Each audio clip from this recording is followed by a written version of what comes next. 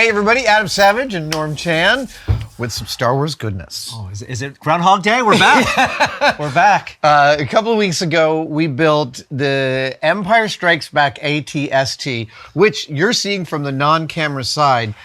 This was built for one shot and one shot only, moving from right of frame to left of frame. Right.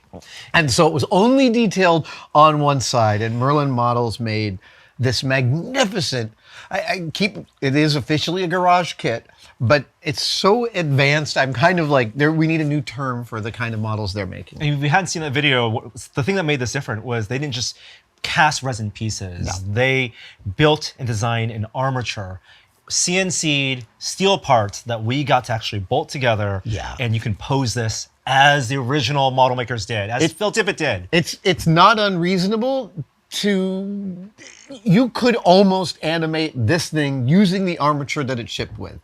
It is a tunable armature. It is not perhaps as sensitive as the institutional knowledge that Tippett and the other stop-mo animators would have, but damn, I mean, like you and I kept having these moments as we were putting the legs together of like, what? It just felt so good. And this is not end of life for this particular model. You're going to paint it up. We're going to do maybe some fun animating with it. But for today, as we teased in the last video, there is another. There is another. Another AT-ST for Return of the Jedi. The ILM team was charged with from the beginning. Yep. They knew they're going to have it for the Endor sequence, and Merlin Models has yet made that again. So we get to see this lovely evolution of a quick and dirty, built for set model versus one with a lot more planning, but based upon the same theme. I'm really excited to see these two things, to build these two things and have them side by side. All right, and like last time, we have two of these kits.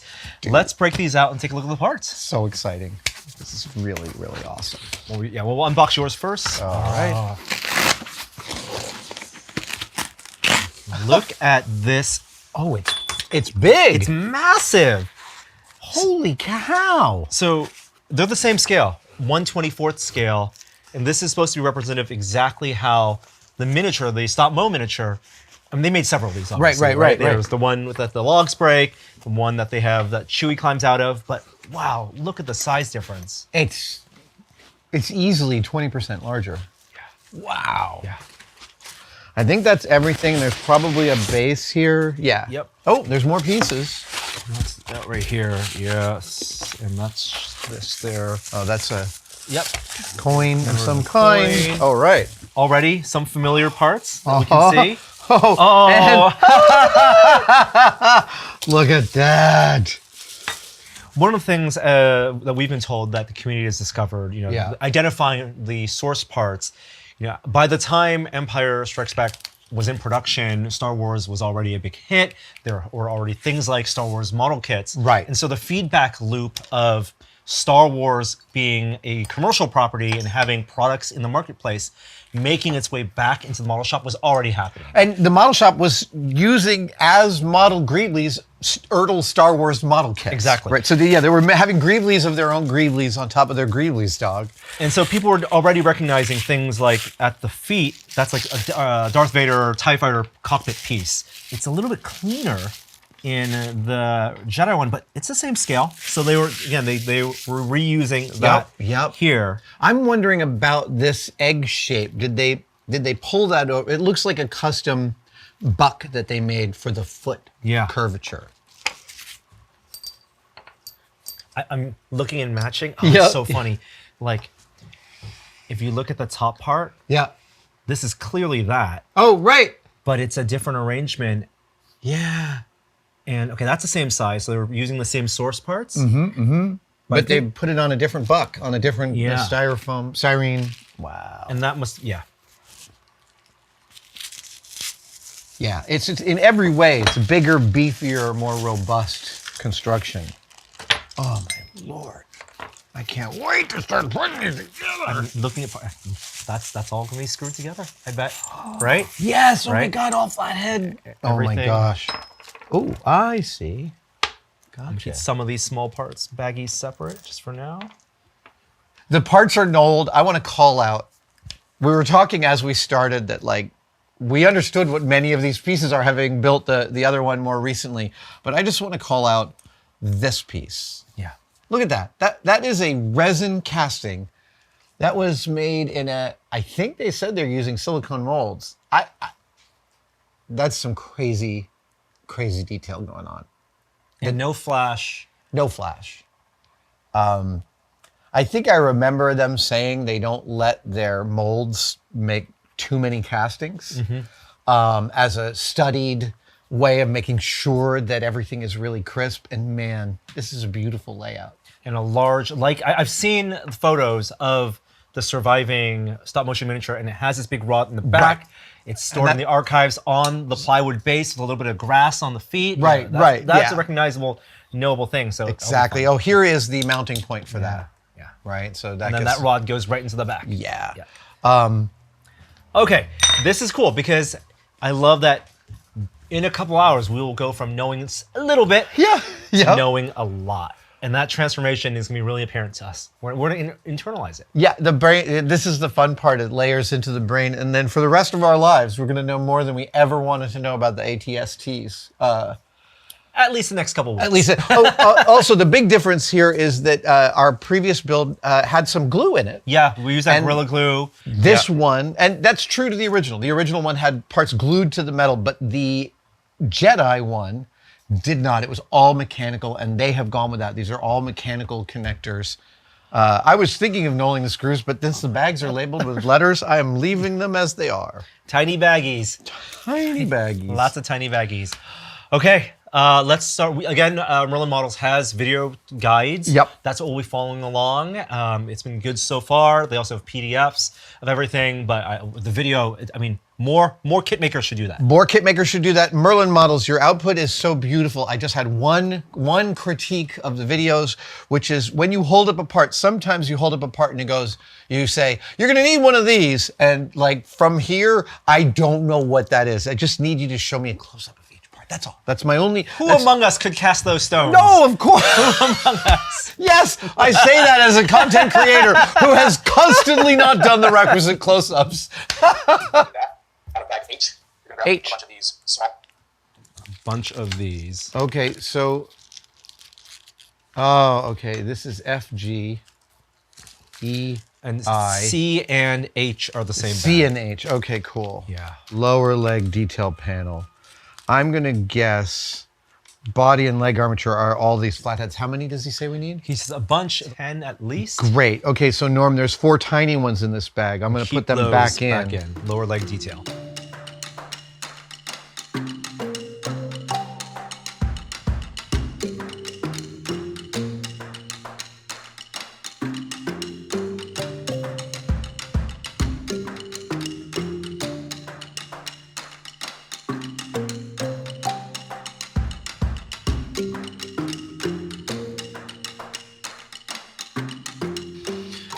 Okay, let's tell the folks out there what's going on, because this is fascinating. It really is. We have the central part of the armature is actually a fairly heavy chunk of steel. This is like 10 ounces or substantial. something like that.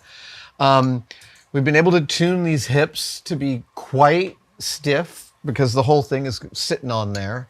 The engineering of this moving tailpiece is, like you said, the amount of work they did just designing the metal parts that don't get seen. And our frame of reference right now is the Empire AT-ST, Right. which has similar adjustments for hip pieces. Yep. There's going to be something for a neck piece. We're finding for the main body part, this is a much more complex arrangement of pieces. And starting with that tail piece. So what the Empire Strikes Back AT-ST doesn't have is a place to lock in eventually a rod in the back and a post, right, to stabilize it. Yep. For animating. Yeah. And this post that plugs into the rear, the angle in which this post comes in has to be adjustable. And so that's what this whole tailpiece arrangement is. And look how complex that is. There's this post, there's a block here that needs to be able to pivot up and down And then lock. and then lock. So I'm curious how much access they had to original armature information to be able to get that. But it's also a really great, like, I love the narrative of the extension of institutional knowledge, right? The team of machinists and animators work together to make the chicken walker because they killed on the AT-ATs, right? And then Jedi comes in and they're like, we need another chicken walker. And so the team's like, great. We have a whole list of things that did and didn't work, and we want to address all of those. And I feel like that's what we're getting a kind of masterclass in. Non-trivial. Not true. We just spent 40 minutes just getting these 6 parts together. Yeah. Yeah. I think this might be one of the harder parts of the build. I hope so. And we're learning things a lot, like how important it is to get the hip tightness, right? You know, when I pose figures, like the weak spots are the ankles. But here, because so much the weight, all the force is sitting right there. we need that hip to be so tight.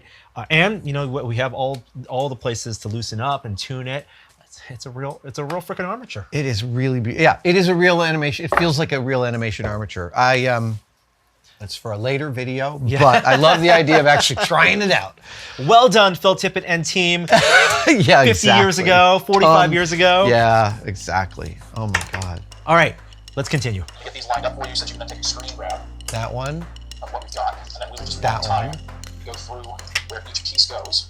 And pretty much all of these get screwed on. So that's one of the things that makes this Oh, one of the more amazing. give me details. the other shot. You know, you can work your hands Other shot. This does not require a huge amount of modeling skills. Stop putting. Okay. And give me the reverse angle. Impatient Norm is one of my favorite norms. Those No, two. see, you're orienting it based on his. Yes. I'm trying to reverse it because it needs to be reversed. Yeah. Maybe. Maybe. I'm This is going more like, easy on myself. Give me the reverse angle.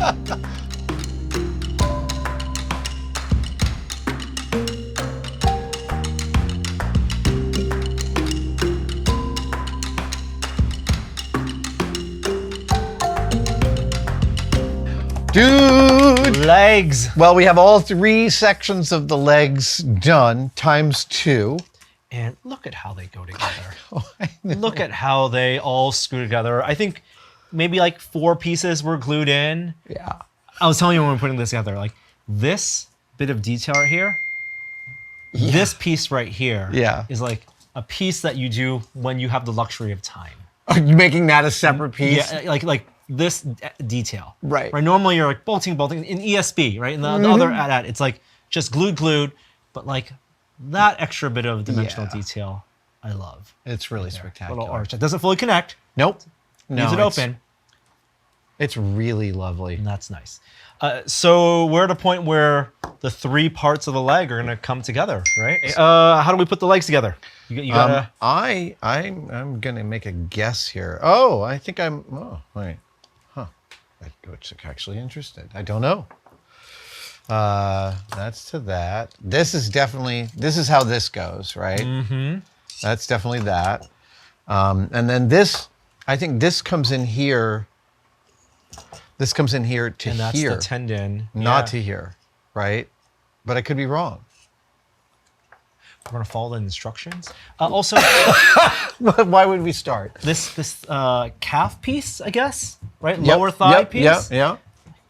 3 pieces, right? Like the thickness of it, it's substantial. It really is, and they've thought through the engineering of having this thing be able to hold itself up, which is like in a hobby where I've had drooping enterprise nacelles, enterprise saucer sections. You know, this is like a lovely bit of solidity. Get our steel tendon here. Oh, it's gonna feed into the roller. I think so, Yeah. but I'm just not sure whether it goes under or over. But we'll have to. We're about to find out. Okay. All right. I like how it looks manageable now. It does right? feel manageable now. Right? It's totally a spaceship.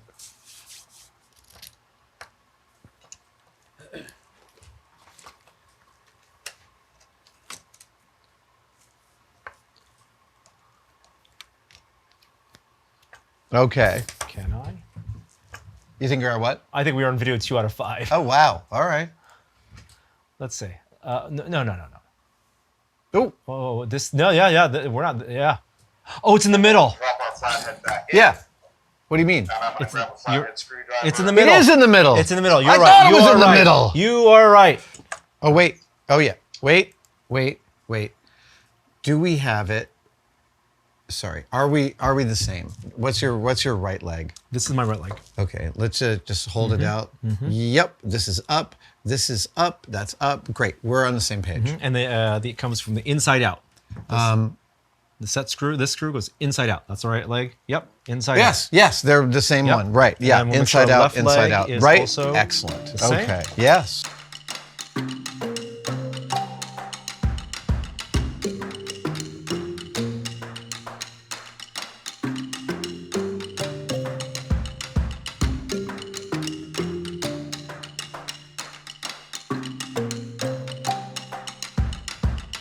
All right, what's next? That's it for the back. Installing parts.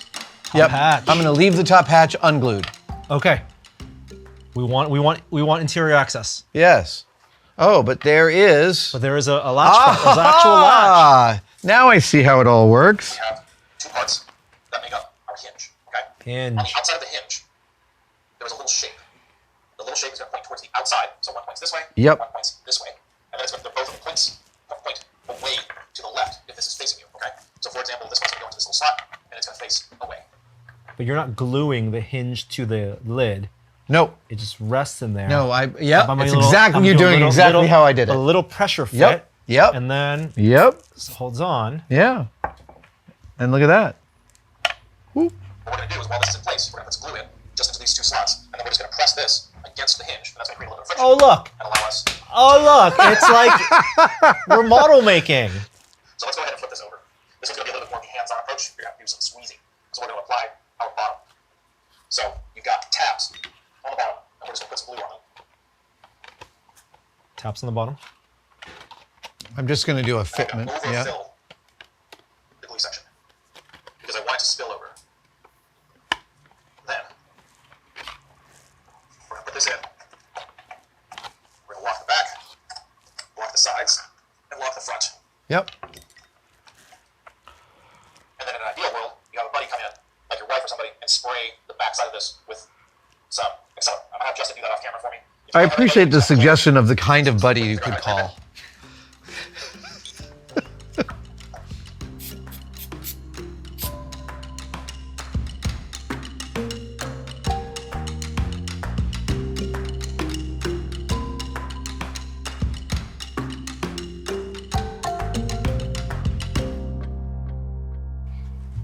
Oh my goodness gracious.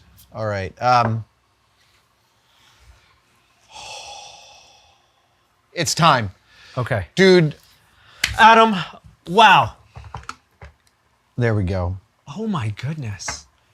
Look at that presence. No, I know, right?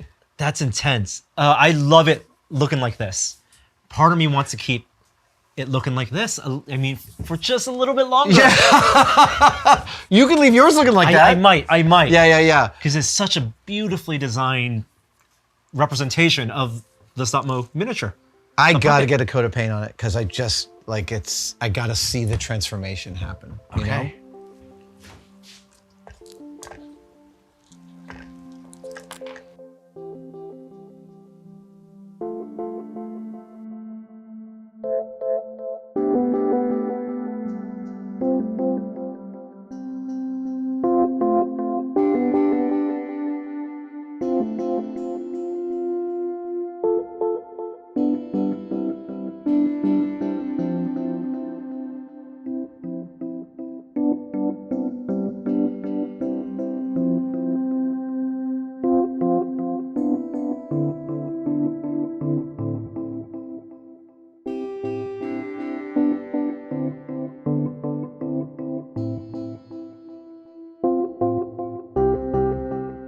Well. Dude, the satisfaction in the completed product is really hard to overestimate. And the magic trick, all being tied together with a coat or two of the primer. You know, that is totally true. And at the same time, I'm really enjoying the metallic on your unprimered construction. It'll never be like this ever again. The Yes, moment paint totally. comes on, so I'm like, why not leave it here for as long as I can? Because just side by side, we have 4 AT-STs from Merlin Models. An embarrassment in the of studio. riches.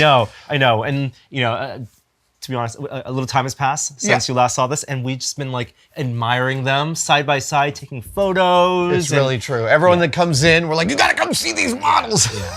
But we wanted to wrap this out with showing some of that posability. The whole point of having the armature is that we can pose it, and how this all works. So a little bit of a recap. You know, the head just plops on, but we have all these joints for the legs. The AT-ST from Return of the Jedi is mounted on this post. Right, it's not mounted through the feet like the AT-ST from Empire was. Right. It has a back support.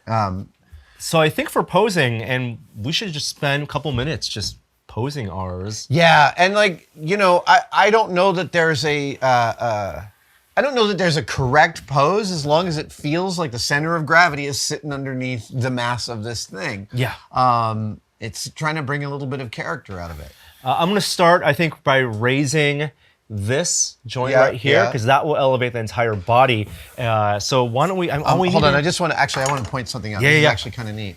If you look here, here's how much variance there is in this posing. You've got this sort of a kind of hourglass thing going on, and mine isn't. I think this feels way more accurate, right? That the joints would want to remain within the gravity cone. And here it's like slightly outside. Tension. Yes. Tension. Yeah, exactly. Feeling like, you know, he'd prioritize keeping all of his mechanics underneath him. Yeah. So I may follow this example. Well, let's. Yeah. All right. So I'm gonna raise and lower, and it's just right here. I think where it's gonna loosen that up. No, that's this. I think this will get me up and down this post. No, these two get you up and down. Oh, the you're post. right. Oh, and it's not 2. We need a 2.5 as well. Oh, is it 2.5? Okay. Here comes Let's the 1, grab, 2.5. grab 2 of those. Oh, you're absolutely right. Yeah. It is 2. It is 2. It's 2. For me, it's 2.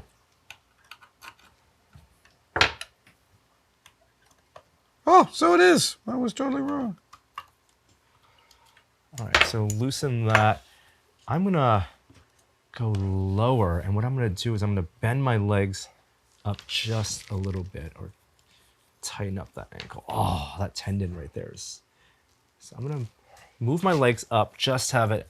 This is the fun part about having it on a post, is that it doesn't need to support itself. Yeah, exactly. Right, you have this extra. Yeah. All right. Lower it just a bit.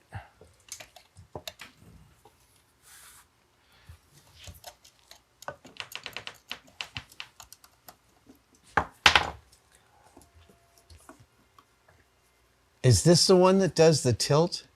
Yes, it is. This little one down here? So I'm lowering it like, it's a little bit matters a lot. It's like, you know, shifting the body up just by a centimeter or down by a centimeter gives you a lot of different variance in terms of where the legs, it feels like it's putting weight on the legs. Totally. Oh my God. Okay. And to be clear, we're not animating, we're just posing. No. We're just posing. That is also, like, let us be clear, like, we're spending some time finding an attitude. Yeah. An animator has to take an attitude and maintain it through an animation, which is like a whole nother order of magnitude more complicated. So that's this angle. I'm gonna keep that parallel. Okay.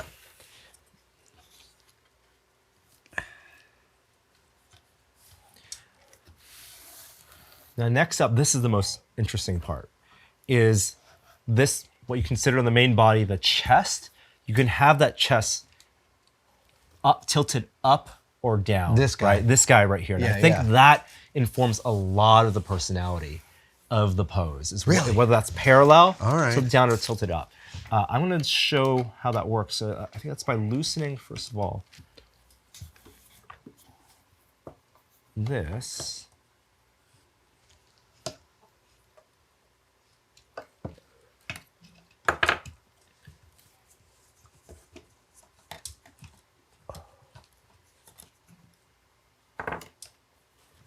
Push that out just a little bit.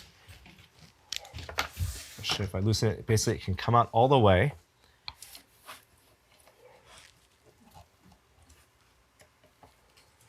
Okay, so you can see my body is now tilted down ever so slightly. Now I'm gonna mess with the legs. Ooh.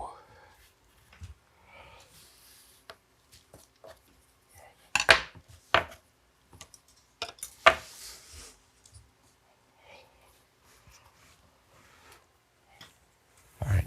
I've gone with a leg, body, head tilt kind of relationship here that I'm feeling pretty happy with.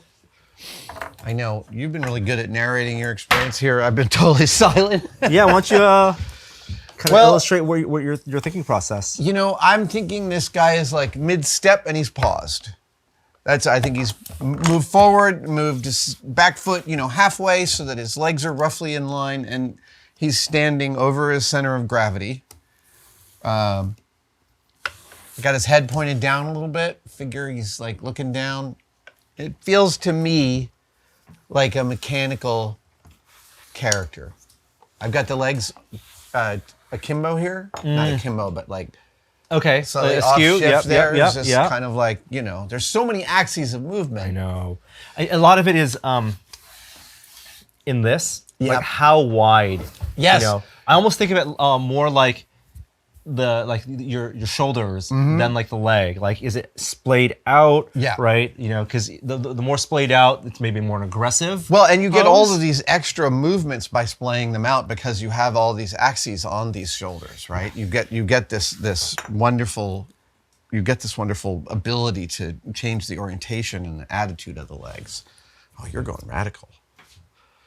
You got to push it. Like, I think the trick to posing for me is like, let's push the limits of what might look natural, Right. and then pull back. I do love that you can really have a leg off the ground, right about to land. You can. Yeah. Right, you can- I mean, All right, let's try this.